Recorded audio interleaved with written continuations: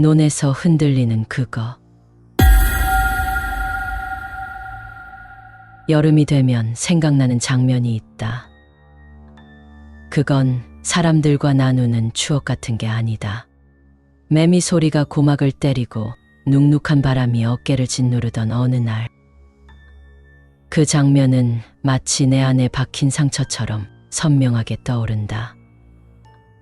그해 여름, 나는 기우현 시라가와고에 있는 외갓집에 며칠 머물게 되었다. 들판에 둘러싸인 그 집은 조용했고 낡은 목재의 숨결이 느껴지는 다다미 방이 있었다. 할아버지는 텃밭을 손질했고 할머니는 부엌에서 차를 우리고 있었다. 모든 것이 평화로웠다. 하지만 그 평화는 딱 하루 만에 깨졌다. 오후 2시, 햇볕은 종이장처럼 공기를 눌러 찢어버릴 듯 쨍했고 방 안은 숨막히게 더웠다. 형과 나는 다다미 위에 누워 낡은 선풍기에서 나오는 무기력한 바람에 몸을 맡기고 있었다. 야, 저기 이상하지 않아? 형이 말하며 창밖을 가리켰다. 그는 벽장에서 꺼낸 낡은 망원경을 들고 있었다. 나는 멀거니 고개만 돌려 그가 가리킨 방향을 봤다. 논이었다. 끝도 없이 펼쳐진 초록빛의 그 사이. 거기에 작고 하얀 무언가가 서 있었다. 비닐봉지 아니야? 나는 웃으며 말했지만 형은 대답하지 않았다. 그의 입은 굳어 있었고 망원경을 쥔 손가락이 살짝 떨리고 있었다. 아니야, 팔이 꺾여 있어. 이상하네. 나는 형의 말을 이해하지 못했지만 뭔가 꺼림칙한 기분이 들었다. 망원경을 빼앗아 볼까 하다가 그냥 눈을 가늘게 뜨고 멀리 바라봤다. 그 형체는 움직이고 있었다. 흔들흔들, 앞뒤로 좌우로. 규칙도 목적도 없는 듯한 움직임. 팔과 다리는 마치 부러진 인형처럼 꺾여 있었고 그런데도 그건 서 있었다. 아니, 서서 우리 쪽을 향하고 있었다. 그때 갑자기 문이 미세하게 삐걱이며 열리더니 할아버지가 방에 들어왔다. 아무 말 없이 조용히. 그는 우리의 시선을 따라 창밖을 보고 순간 표정이 굳었다. 할아버지의 그 다음 행동은 너무나도 빠르고 단호했다. 형의 손에서 망원경을 낚아채듯 내리쳤다. 망원경은 다다미 위를 구르며 멈췄다. 그걸 봤구나. 할아버지는 한동안 말을 잇지 못했다. 그의 눈동자엔 공포와 죄책감 같은 것이 엉켜 있었다.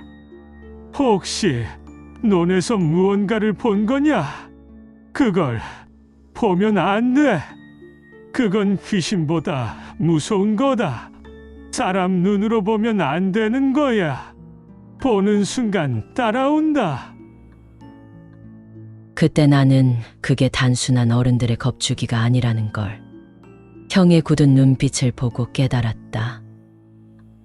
그날 저녁 형은 아무 말도 하지 않았다. 밥도 먹지 않고 웃지도 않고 그저 창밖을 향해 멍하니 앉아 있었다. 흔들려. 계속 흔들려. 형은 그 말만 반복했다. 부모님은 더위 탓이라며 대수롭지 않게 여겼지만 나는 알았다. 형이 뭔가에 홀렸다는 것을. 그 형체에, 그 시선에 무언가가 따라온 것이다. 다음 날 새벽이었다. 창문 너머에서 바람 한 점 없는 가운데 커튼이 안으로 밀려 들어왔다. 어떤 바람도 없었는데 이상한 일이었다. 그리고 문이 열렸다. 형이 조용히 방을 빠져나가고 있었다. 형, 어디가? 나는 속삭이듯 불렀지만 형은 멈추지 않았다. 슬리퍼도 없이 맨발로 무언가에 이끌리듯 앞으로 걷고 있었다. 나는 주저하며 따라 나섰다.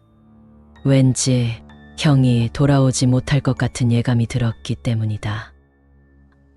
달빛 아래 형은 논둑을 따라 걷고 있었다.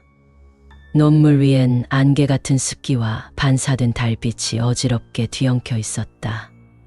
그리고 그 앞에 그것이 있었다. 흰 천처럼 보이던 형체. 하지만 가까이에서 보자 그건 천이 아니었다. 살갗. 축축하고 얇은 살갗. 팔은 어깨 너머까지 구불거리며 올라가 있었고 목은 완전히 뒤로 꺾여 있었다. 눈동자는 없었다. 그 자리에선 묽은 검은 액체가 뚝뚝 흘러내리고 있었다. 형은 말없이 그것 앞에 서 있었다. 부들부들 떨리는 어깨. 그리고 그것이 움직였다. 팔 같은 것들이 천천히 형의 얼굴을 감싸더니 우두둑 딱탁 하는 소리가 났다. 사람의 관절이 꺾이는 소리. 형의 몸은 마치 종이처럼 접히듯 비틀렸다.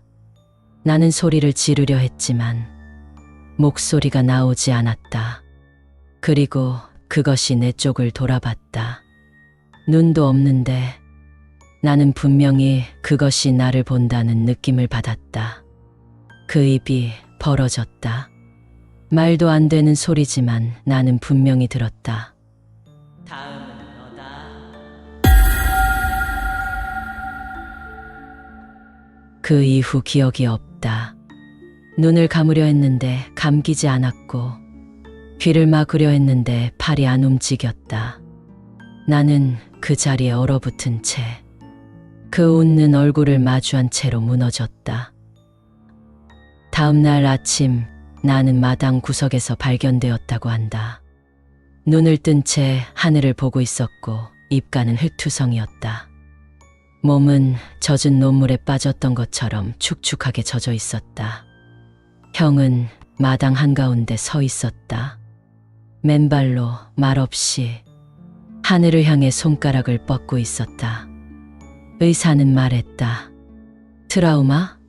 공황 원인을 알 수 없다고. 하지만 나는 안다. 형은 아직 그것을 보고 있다. 몇 년이 지났고 나는 도쿄에서 직장 생활을 하고 있다. 하지만 여름이 되면 나는 변한다. TV를 끄고 창문을 닫고 논이 펼쳐진 길이 보이면 돌아서 간다. 하지만 어느 날 출장 중 시골 마을을 지날 때 달빛에 젖은 논의 모습이 눈에 들어왔다. 그때 그것을 다시 봤다. 논 한가운데 흰 형체가 흔들흔들. 그리고 그 뒤에서 맨발의 누군가가 그것을 따라 걷고 있었다. 형과 똑같은 걸음으로. 나는 눈을 감는다. 하지만 그 형체는 내 안에 있다. 잊히지 않는다. 흔들흔들 움직이는 그것을. 시청해 주셔서 정말 감사합니다.